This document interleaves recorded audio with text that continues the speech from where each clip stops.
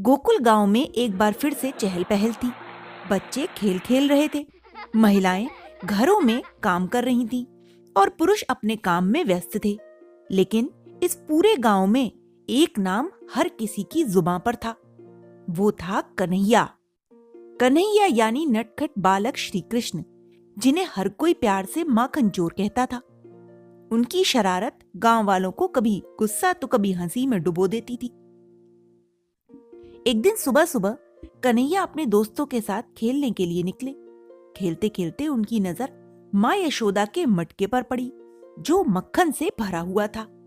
कन्हैया की आंखें चमक उठी।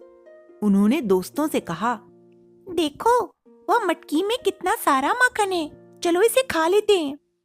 उनके दोस्त बोले, लेकिन कन्हैया, माँ यशोदा को पता चला तो वो नाराज हो जाएंगी। कन्हैया ने मुस्कुराते हुए कहा, अरे, मैं सब संभाल लूंगा, तुम बस मटकी तक पहुंचने में मेरी मदद करना। कन्हैया ने अपनी शरारत भरी योजना बनाई।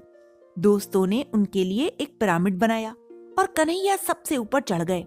जैसे ही उन्होंने मटकी का माखन चखा, उनकी खुशी का ठिकाना न रहा। लेकिन ये क्या, तभी माँ यशोदा वहां आ पहुंची। अरे, ये क्या हो रहा है? यशोदा माँ ने गुस्से में कहा। कन्हैया झट से नीचे कूद गए और अपनी मासूमियत दिखाते हुए बोले, माँ, मैं तो बस माखन चख रहा था कि कहीं खराब तो नहीं हो गया। यशोदा माँ का गुस्सा प्यार में बदल गया। उन्होंने कन्हैया को गोद में उठा लिया और कहा, तुम्हारी ये माखन चोरी एक दिन पूरे गोकुल में मशहूर हो जाएगी। एक और दिन की बात है। कन्हैया अपने दोस्तों के साथ यमुना नदी के किनारे खेलने गए। वे गेंद से खेल रहे थे कि तभी उनकी गेंद नदी में गिर गई।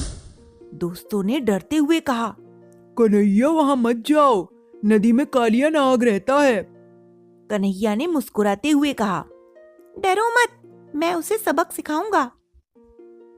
उन्होंने बिना डरे नदी में छलांग लगा दी। जैसे ही कन्हैया नदी में पहुंचे, कालिया नाग ने उन्हें डराने की भरसक कोशिश की। लेकिन कन्हैया ने अपने छोटे छोटे पैरों से कालिया नाग के फन पर नृत्य करना शुरू कर दिया।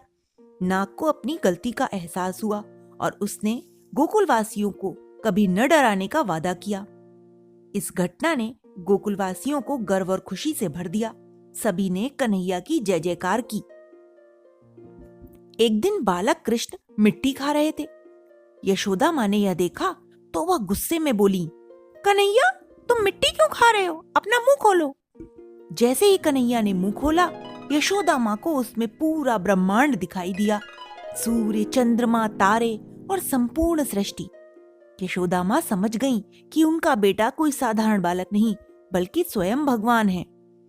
लेकिन अगले ही पल कन्हैया ने फिर से अपनी शरारती मुस्कान के साथ माँ का हाथ पकड़ा और बोले, माँ, अब माखन खा लूं? कन्हैया के बचपन की इन लीलाओं से हमें यह सीखने को मिलता है कि जीवन में चाहे कितनी भी मुश्किलें आएं, हमें हमेशा खुश रहना चाहिए। साथ ही प्यार और ममता से हर समस्या का हल निकाला जा सकता है। श्री कृष्ण का बचपन उनकी शरारतों और लीलाओं से भरा हुआ था, जो हमें सच्चाई और भक्ति का मार्ग दिखाते हैं।